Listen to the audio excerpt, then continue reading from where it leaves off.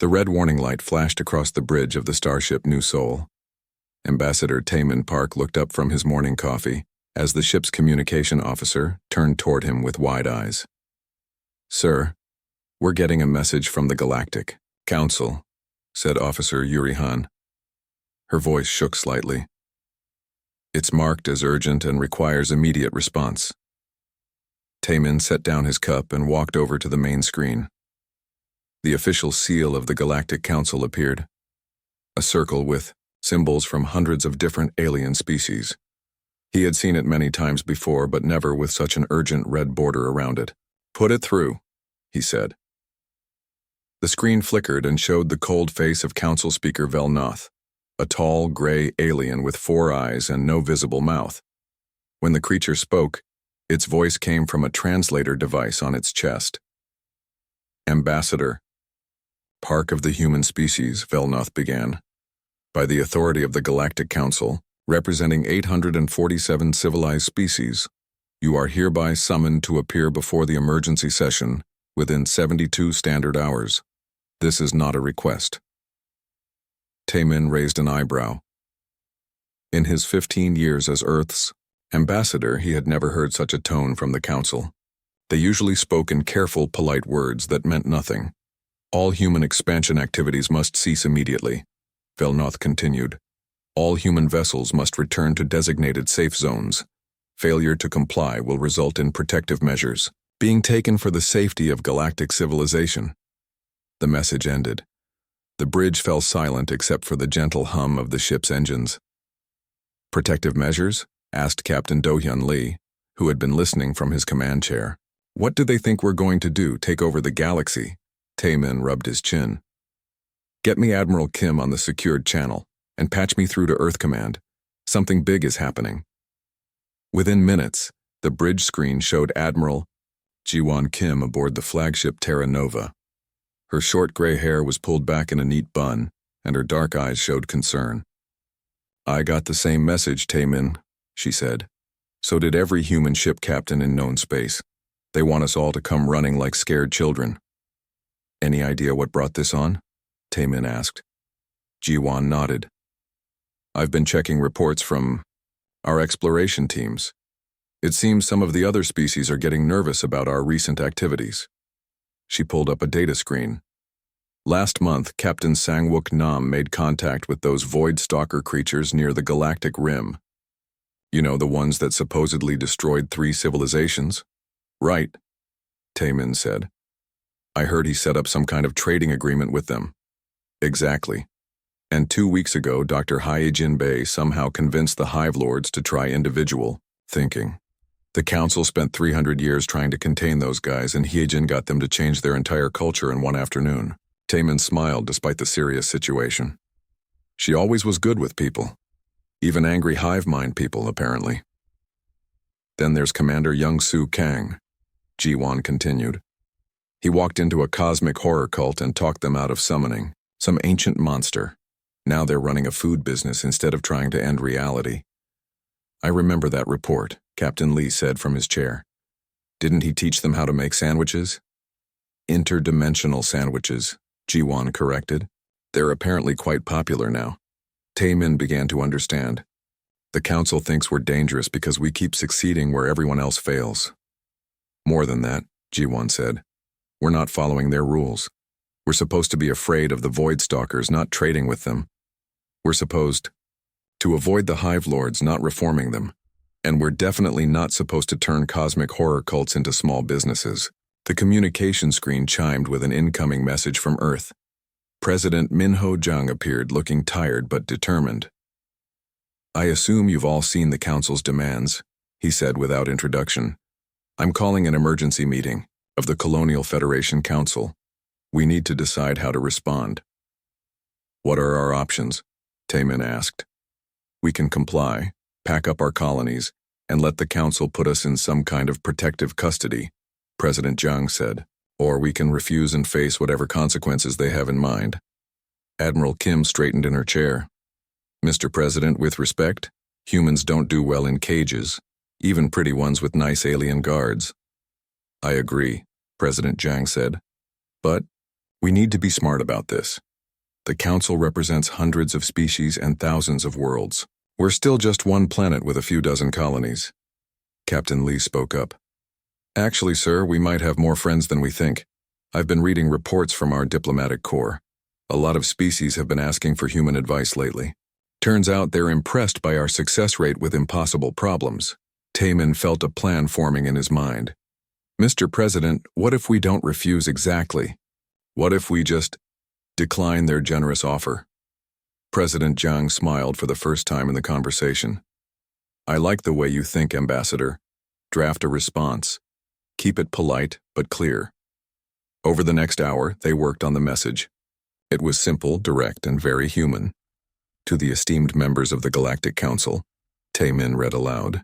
Humanity thanks you for your concern regarding our activities and your offer of protective custody. After careful consideration, we must respectfully decline. We prefer to continue our current path of exploration, cooperation, and problem-solving. We remain committed to peaceful relations with all species and welcome continued dialogue on matters of mutual interest. Sincerely, the Human Colonial Federation. Short and sweet, Admiral Kim said approvingly. And completely terrifying to them, President Jiang added. No species has ever just said no to the Galactic Council before. Captain Lee looked worried. What do you think they'll do? Panic, Taemin said simply. And when beings panic, they make mistakes. We'll need to be ready for whatever comes next. The message was sent across the galaxy within the hour. On stations, ships and planets throughout known space, aliens received news that humanity had done the impossible once again. They had said no to the Galactic Council. As news spread, emergency sessions convened on hundreds of worlds. Military commanders dusted off invasion plans that hadn't been used in centuries. Diplomats argued in languages that had no words for such defiance. And aboard the New Soul, Taemin Park finished his coffee and prepared for whatever storm was coming their way. Council investigator Velthara clicked her forearms nervously as she reviewed the files spread across her desk. Her insect-like face reflected the blue glow of the data screens surrounding her. As a Krillian, she was naturally good at finding patterns and solving puzzles. But the human problem was unlike anything she had encountered in her 200 years of service. Computer, show me the Voidstalker incident again, she said in her clicking voice. The holographic display showed the dark region of space near the galactic rim where ancient horrors were said to live. 3 civilizations had tried to explore that area over the past 1,000 years. All 3 had vanished completely, leaving behind only empty ships and recordings of terrible screaming. Then, Captain Sang-Wook Nam had taken his exploration vessel right into the heart of Voidstalker territory. Velthara played the official report. Captain Nam's calm voice filled the room. First contact with entities initially hostile. Applied standard human diplomatic protocol. Offered food, cultural exchange, and genuine curiosity about their way of life. Voidstalkers responded positively to our approach. They find human creative problem-solving highly entertaining. Entertaining, Velthara muttered to herself. They found humans entertaining. She switched to the trade agreement that had shocked the entire galaxy. The Voidstalkers, ancient beings of pure darkness and hunger, were now exchanging advanced technology for human music, games, and something called funny stories. The report continued. Voidstalker entity designated Bob. Their actual name cannot be pronounced by human vocal cords. Expressed interest in human comedy. Shared several Earth sitcom series. Bob laughed for 6 hours straight and agreed to protect human shipping routes in exchange for more entertainment content. Velthara's compound eyes twitched. A cosmic horror nicknamed Bob was now guarding human cargo ships because they gave him comedy shows to watch. She opened the next file, the Hive Lord incident. Dr. Hyojin Bey had somehow convinced an entire species of connected minds to try individual thinking. The Hive Lords had been a major threat for 3 centuries. They consumed entire planets to feed their collective consciousness, viewing all other life as inferior. The Council's best strategy had been to build walls and hope they stayed away. Dr. Bey had walked into their main hive ship alone. Velthara read the report carefully. Subject approached Hive Lord Collective with proposal for creative expansion of consciousness. Instead of joining the collective, suggested they try temporary individual experiences. Offered to teach meditation techniques for mental separation. What happened next had amazed every expert in the galaxy. The Hive Lords had not killed Dr. Bay. Instead, they had spent 3 days learning to think as individuals. The experience had changed them completely. Individual thought creates new perspectives, their collective message had read. We no longer seek to consume. We seek to create. We wish to contribute to galactic civilization. The former Hive Lords were now the galaxy's most innovative research and development group. They had solved energy crises, developed new medical treatments, and created art that brought tears to the eyes of beings who had never cried before. Velthara switched to her next file, Commander Young-Soo Kang and the Cosmic Horror Cult. This one was perhaps the strangest of all. The Cult of the Endless Void had spent 10,000 years trying to summon an entity that would unmake reality itself. Their rituals were so dangerous that entire star systems had been evacuated when they started their ceremonies. Commander Kang had arrived at their temple during one of these reality-ending rituals. Instead of running or fighting, he had asked if they were happy with their lives. Cult members initially confused by question, the report noted. Commander Kang sat down in middle of summoning circle and began conversation about personal fulfillment and career satisfaction. By morning, the cult had abandoned their ritual and was instead discussing their hopes and dreams with the human commander. It turned out that most of them had joined the cult because they felt useless and unwanted. The whole ending reality thing was just a way to feel important. Commander Kang had suggested they try a different approach to feeling valued. Within a week, they had started an interdimensional food service. Their ability to reach between realities made them excellent at delivering fresh food across vast distances. The Void Beckons, Delicious Meals, was now the most successful restaurant chain in 3 sectors. Their slogan was, "We'll bring destruction to your hunger." Velthara set down the files and thought carefully. In each case, the humans had done something that went against everything the Council taught about dealing with dangerous species. They had approached with curiosity instead of fear, friendship instead of force, and creative solutions instead of standard procedures. More troubling was what happened after these incidents. Other species had started asking for human advice. The rigid systems that kept the galaxy stable were beginning to change. Her communication device chimed. "Investigator, Velthara, you have a visitor," her assistant announced. "Send them in," she replied. The door opened and a human woman entered. She was tall with short black hair and wore a simple blue uniform. Her name tag read Captain Borayun, Human Cultural Exchange. "Investigator Velthara," Captain Yoon said with a bow. "Thank you for agreeing to meet with me." Velthara's eyes narrowed. She had not agreed to meet with anyone. "How did you get past security?" Captain Yoon smiled. "I brought cookies for the guards. They're very friendly once you get to know them. We talked about their families, their hobbies. Did you know that Sergeant Zeltok writes poetry? He's quite talented." "You befriended the security guards?" "Of course.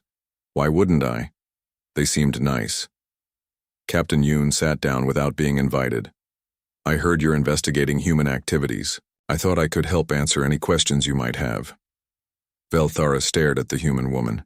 Even now, in the middle of a formal investigation that could lead to war, this human was trying to be helpful and friendly. "Why?" Velthara asked. "Why do humans do things that should be impossible?" Captain Yoon tilted her head thoughtfully. "I'm not sure what you mean. We just try to solve problems and make friends. Is that impossible? You made allies of beings that destroyed civilizations. You changed species that had been the same for thousands of years. You turned world-ending cults into food delivery services. How is any of that normal?" "Well," Captain Yoon said, "maybe the problem is that everyone expects these things to be impossible. We just see them as challenging." Velthara felt something shift in her understanding. "You don't see the universe as hostile." "Why would we?" It's full of interesting people and new experiences. Sure, some folks seem scary at first, but usually they're just lonely or misunderstood or stuck in bad habits. Everyone wants to feel valued and connected to something bigger than themselves. Even cosmic horrors and hive minds. Especially cosmic horrors and hive minds. Think about it. How lonely must it be to be so powerful that everyone runs away from you? How boring must it be to share all your thoughts with everyone else all the time? They were probably desperate for something new and different. Velthera looked at her files with new eyes. Every impossible human success suddenly made perfect sense. They succeeded because they saw potential friends where others saw threats. They found solutions because they looked for what others needed instead of what they feared. "This changes everything," she whispered. Captain Yoon smiled. "It usually does. Would you like to come to our cultural festival next week? We're having a galaxy-wide barbecue on New Busan. Everyone's invited." For the first time in her long career, Investigator Velthara found herself looking forward to filing a report that would shake the foundations of galactic civilization. Grand Admiral Wu Jin-shin stood on the bridge of his flagship and watched 10,000 warships arrange themselves in battle formation. Ships from 200 different species floated in the darkness of space, their weapons powered and ready. It was the largest military force ever assembled in galactic history, and they were all pointed at a single human colony world.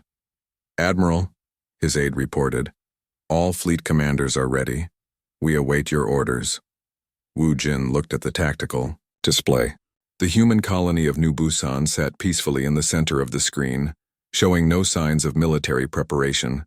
No shields, no weapons platforms, no defensive fleets, just a quiet farming world with about 2 million human colonists.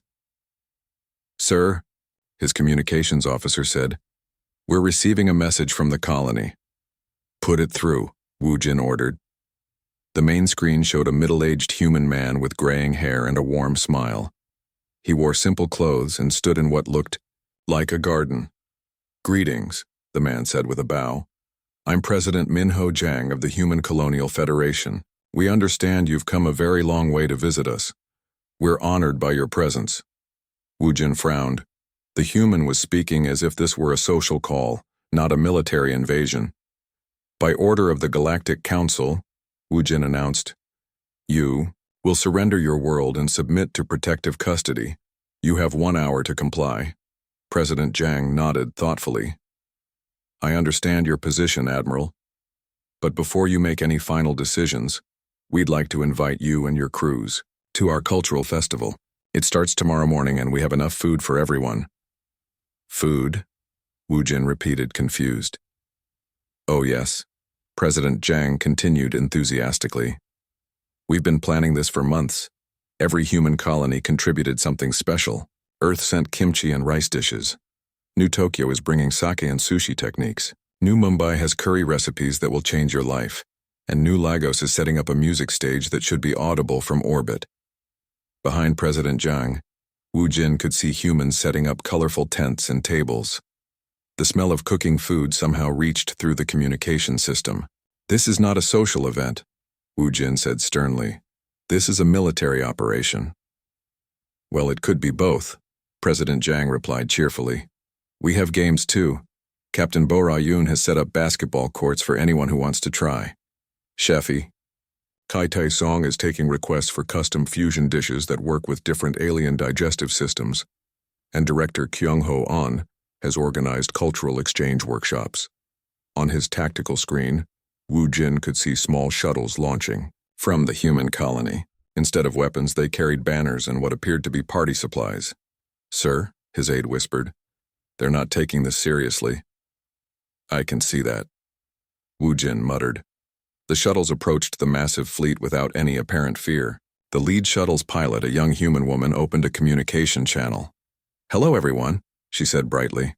"I'm Lieutenant Sujin Choi with the Welcome Committee. We have sample platters for each ship if you'd like to try some local specialties while you decide what to do next." Wu Jin watched in amazement as human shuttles began docking with warships throughout the fleet. On his own ship, security reported that the humans were indeed delivering food, and seemed genuinely excited to meet the crew. "Admiral," Captain Do Hyun Lee said from one of the shuttles, We know this must be a difficult situation for you. Nobody likes being ordered to attack people they've never met. But while you're here, why not take the opportunity to get to know us? Worst case scenario, you'll have a good meal before the shooting starts. Hours passed. Reports came in from across the fleet. Human visitors were teaching alien crews card games, sharing stories, and asking genuine questions about their cultures. Several ship commanders reported that their crews were reluctant to return to battle stations. On the Krillian destroyer Razor's Edge, Captain Bo-Ra Yoon was apparently teaching the insectoid warriors how to play basketball. The sight of 8-foot-tall bug creatures trying to dribble a ball had the entire crew laughing. On the Veltorian battlecruiser, Chef Ki Tae-song had created a fusion dish that incorporated the ship's traditional ceremonial foods with human spices. The Veltorian crew was so moved by this gesture of respect that they invited him to stay for their evening prayers. Wu Jin's own ship was not immune. His bridge crew had been sampling human cookies and asking the visitors about Earth's history. His chief weapons officer was deep in conversation with a human teenager about the differences between various alien music styles. "Admiral," his aide reported quietly, "we're receiving communications from fleet commanders. Many are requesting permission to extend the surrender deadline." "For what purpose?" Wu Jin asked, though he suspected he already knew. "They want to attend the festival tomorrow, sir." Wu Jin closed his eyes and rubbed his temples. In 30 years of military service, he had never faced a situation like this. How do you attack people who respond to invasion fleets by offering food and friendship? His personal communicator chimed. The message was from Council Speaker Velnoth. "Status report required. Why has the operation not commenced?" Before Wu Jin could answer, another message appeared from an unexpected source. It was from his own crew. "Admiral, the humans have invited us to join their evening meal preparation. They say it's a tradition to cook together before important events. Request permission to participate." Wu Jin looked around his bridge. His officers were all watching him hopefully. Even his stern security chief was holding a human-made snack and looking curious about the activities on the planet below. "Sir," his communications officer said carefully, "the humans aren't acting like enemies." "No," Wu Jin agreed. "They're not." He made a decision that would change galactic history. "All ships," he announced over the fleet communication system, "stand down from battle stations. We will observe the Human Cultural Festival before proceeding with our mission." The response was immediate. Cheers erupted from ships across the fleet. Within minutes, thousands of shuttles were launching toward New Busan, carrying curious aliens eager to experience human hospitality. President Jiang appeared on his screen again, this time surrounded by alien visitors who were sampling various foods and laughing together. "Thank you for giving us a chance, Admiral," he said. "I think you'll find that humans are much more interesting as friends than as enemies." As Wu Jin watched his invasion force transform into the galaxy's largest cultural exchange event, he began to understand why the Council had been so afraid of humanity. They didn't conquer through force. They conquered through friendship. And somehow, that was far more dangerous than any weapon. Council Chairman Zexthul materialized on the surface of New Busan in a flash of crystal light. His tall, angular body was made of living diamond, and each step created small rainbow patterns in the ground beneath his feet. He had ruled the Galactic Council for over 1,000 years, and in all that time no species had ever made him feel uncertain. Until now. Around him the festival continued in full swing. Alien beings from hundreds of different worlds sat at tables together, sharing food and stories. A group of tentacled Veltorians was learning human dance moves from a laughing Earth girl. Several massive Krillian warriors were taking turns shooting baskets while human children cheered them on. President Min Ho Jiang approached with a warm smile and a plate of food. "Chairman Zexthul," President Jiang said with a respectful bow, "we're honored by your visit. Would you like to try some bulgogi? Chef Song made it special for crystalline digestive systems." Zexthul's form flickered with surprise. His species absorbed energy directly from light. They hadn't eaten physical matter in millions of years. Yet somehow the humans had researched his biology and created something he could actually consume. "How did you know?" Zexthul asked, his voice like wind chimes in a gentle breeze. Dr. Hanul Ryu studied your people's energy patterns, President Jiang explained. She thought you might enjoy experiencing taste again, even if just as an energy signature. She said it might bring back memories of your species' early days. Zexthul accepted the plate with trembling hands. The moment the energy-infused food touched his crystal form, he was flooded with sensations he hadn't felt in eons. For a brief moment, he remembered what it was like to be young, to experience wonder and curiosity about the universe. This is impossible, he whispered. Dr. Ryu says impossible things are just puzzles that need better understanding, President Jiang replied. She's over by the research pavilion if you'd like to meet her. Zexthul found Dr. Hanul Ryu surrounded by alien scientists, all examining holographic displays of ancient artifacts. Her black hair was tied back, and her eyes sparkled with excitement as she explained her discoveries. The predecessor civilization left more than ruins, she was saying to the fascinated crowd. They left us a message. Zexthul moved closer, his form casting prismatic light across the displays. Chairman, Dr. Ryu said with a bow. Perfect timing. I was just explaining what we found in the ruins near the galactic core. The holographic display showed symbols and images from a civilization that had vanished millions of years ago. They were the first species to achieve interstellar travel, but their empire had collapsed mysteriously at the height of their power. We always assumed they were destroyed by war or disaster, Dr. Ryu continued. But the final message we decoded tells a different story.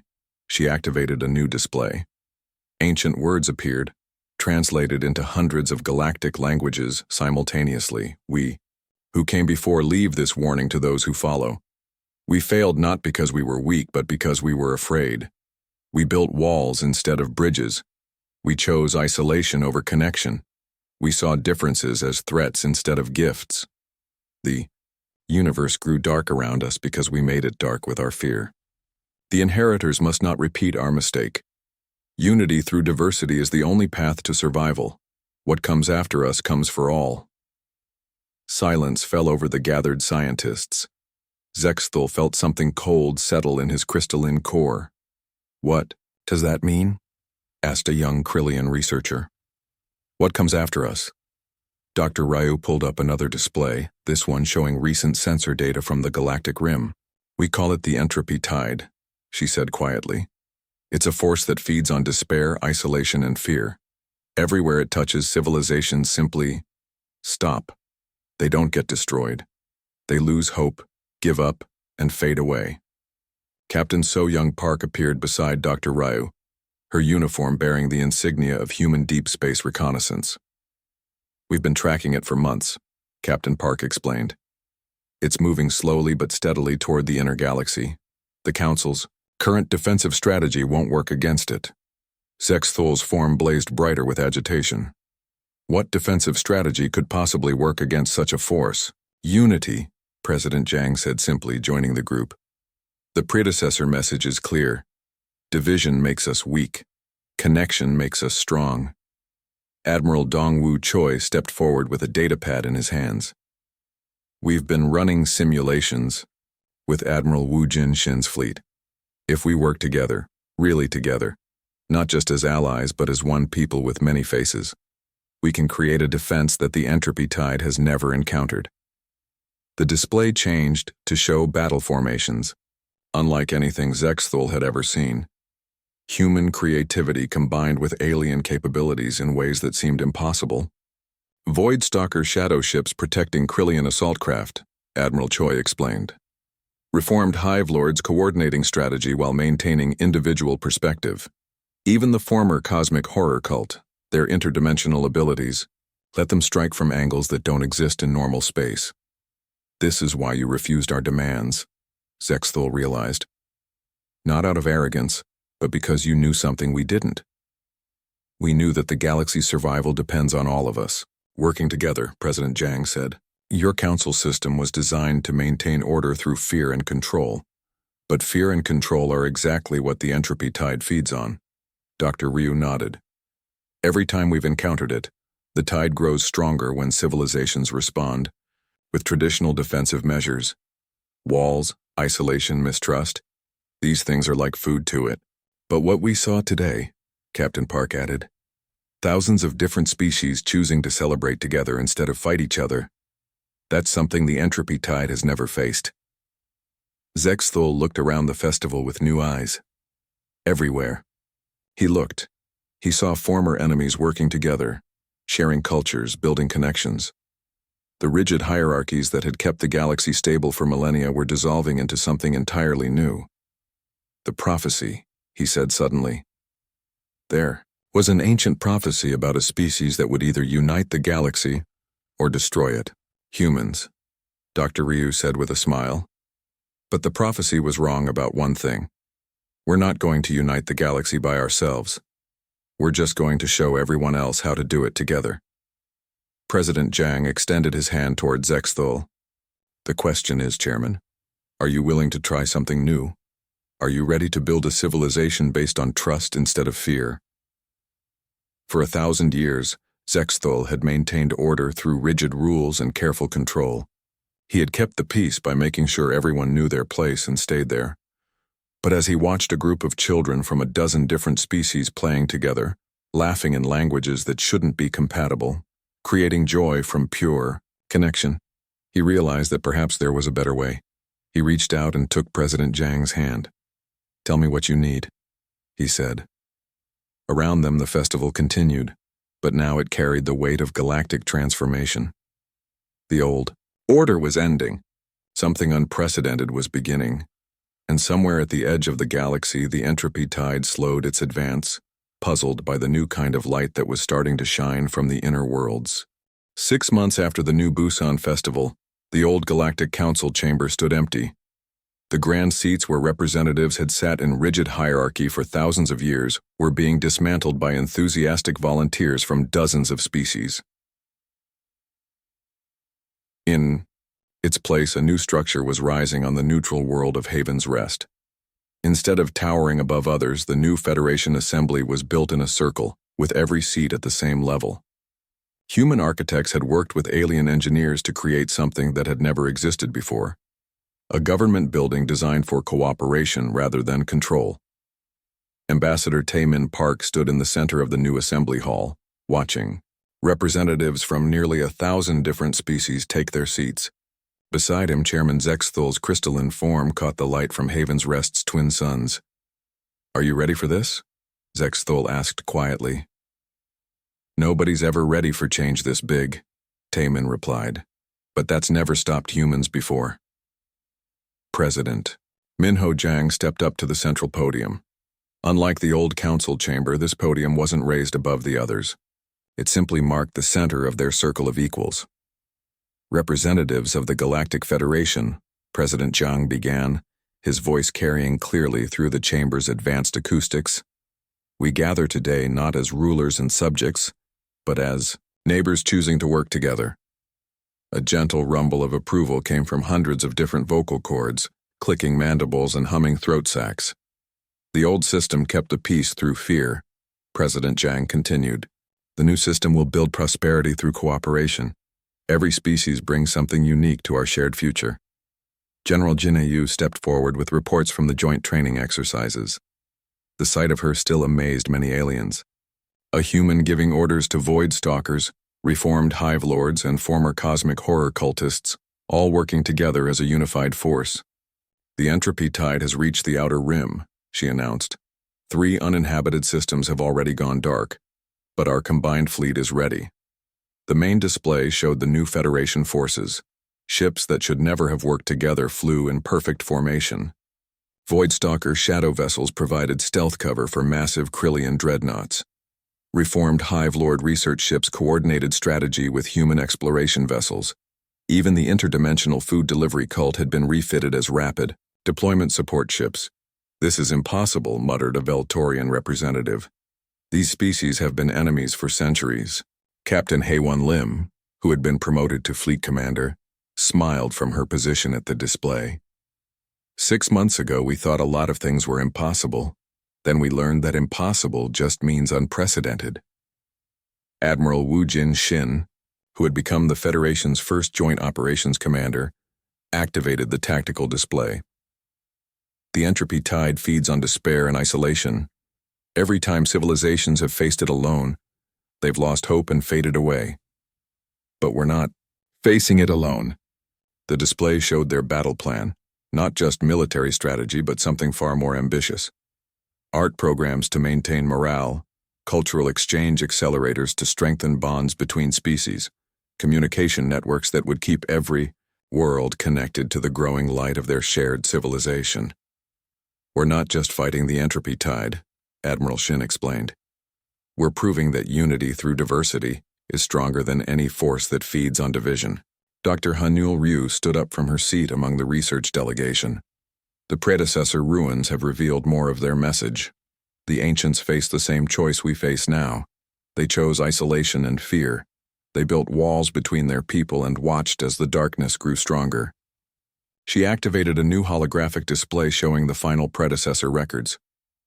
But they also left us a gift, Dr. Ryu continued. They discovered that the entropy tide isn't just a destroyer. It's a test.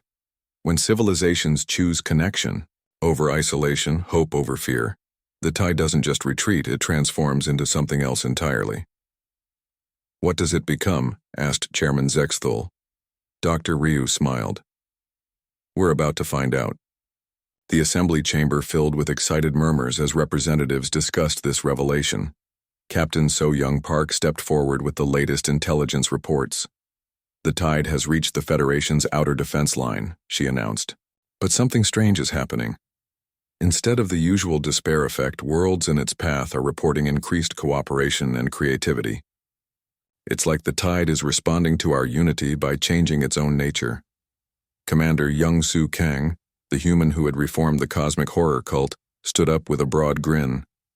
The Void Beckons food delivery network has been monitoring interdimensional space. They're reporting positive energy flows in areas where the tide is active.